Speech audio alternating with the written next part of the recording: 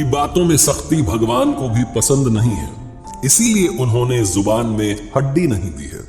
एक छोटी सी कहानी सुनाता हूं एक ब्राह्मण देवता की।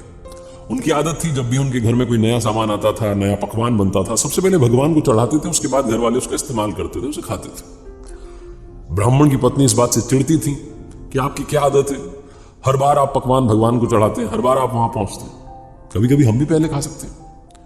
एक दिन ब्राह्मण देवता के घर में स्वादिष्ट लड्डू बने, वो दिखने में टेस्टी लग रहे थे। ब्राह्मण देवता की पत्नी लड्डू का भोग खुद पहले लगाने वाली थी, तभी ब्राह्मण देवता किचन में पहुंच गए। उन्होंने कहा नहीं, आप थाल में सजाओ, मैं मंदिर लेकर के जाऊंगा, भगवान को चढ़ाऊंगा, उसके बाद आप सब खा लेना। ब्राह्मण की पत्नी को बड़ा गुस्सा है।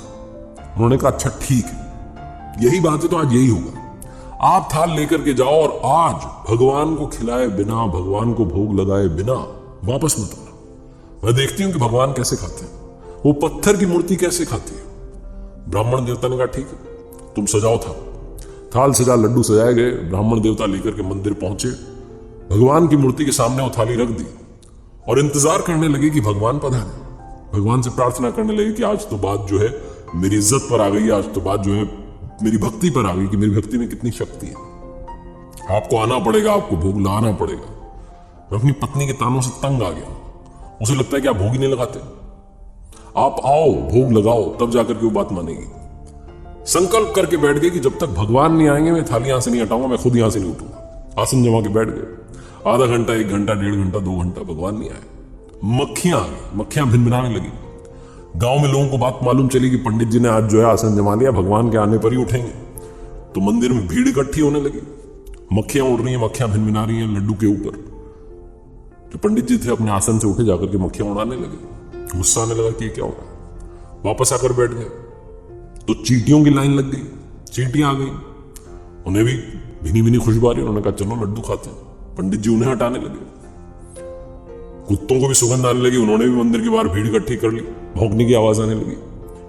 जो भिखारी थे वो भी इकट्ठा हो गए कि चलो भैया आज तो प्रसाद मिलेगा बढ़िया सा। एक भिखारी से रहा नहीं गया, वो मंदिर की सीढ़ी चढ़ के आया और ऊपर थाली में से लड्डू उठाने ही वाला था कि पंडित जी अपनी जगह से उठे। गुस्सा तो आ ही रहा था, उसको जम के थप्पड़ लगा दिया कि मूर्ख इंसान देख नहीं रहा है, भगवान के लिए थाल लगा, भगवान आएंगे वो खाएंगे। भिखारी भी डर के भाग गया। शाम होने को आई, रात के 8:30 9 बज गए, लेकिन भगवान नहीं आए। लोगों की भीड़ भी कम होने लगी कि ये तो कुछ नहीं होना है, तो ऐसे ही चल रहा है। पंडित जी को गुस्सा आया, थाली उठाई, मंदिर के बाहर निकले, सीढ़ियों से उतरे और जमीन पर ले जाकर ये सारे लड्डू गिरा दिए और बड़बड़ाने लगे कि इतने दिनों से प्रार्थना कर रहा हूं, सेवा कर रहा हूं, भक्ति कर रहा हूं, आज मेरी बात मान लेते क्या चला जाता, तो घर जाऊंगा बीवी सुनाएगी। जैसे ही घर में पहुंचे, पत्नी तैयार थी ताने लेकर के कि देख लिया, खा लिया भगवान ने, पूरा दिन बर्बाद कर दिया, मैं पहले खा लेती क्या चला जाता। बहुत सारे ताने सुने।